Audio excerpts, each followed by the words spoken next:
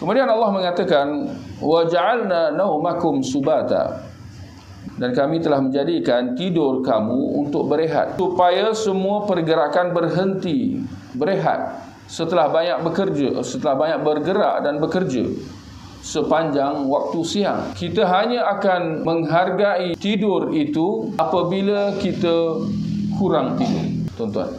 Ya, kadang-kadang ada juga, semoga Allah pelihara kita, orang yang ada masalah kesihatan tak boleh tidur, insomnia tu, ya, tak boleh nak tidur. Ya, apa jadi? Jadi dia akan membuka segala masalah dan kekacauan, dan akan menimbulkan masalah-masalah yang lain bila tak tidur. Ya.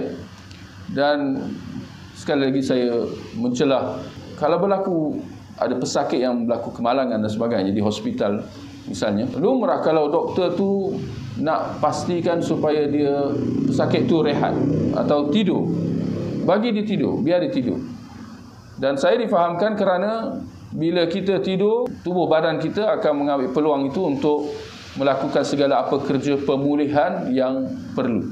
Kalau ada luka, itulah masanya, ya. Badan kita, tuan-tuan, bukan jauh sekali doktor yang sembuhkan dan sebagainya. Kalau kita lihat tubuh badan kita, ya, ternyata bahawa dia ada proses pemulihan dia yang tersendiri. Kalau kita luka, ya benar doktor menjahit, tapi dia menjahit itu sebenarnya untuk membantu proses pemulihan itu. Yang mana kesudahannya kulit-kulit itu bercantum dan sebagainya, bukan doktor yang buat, tetapi ya semuanya dengan kuasa dan izin Allah Subhanahu Wa Taala. Tapi nak kata bahawa tidur dan rehat yang secukupnya di antara asbab utama yang membantu proses pemulihan tubuh badan itu.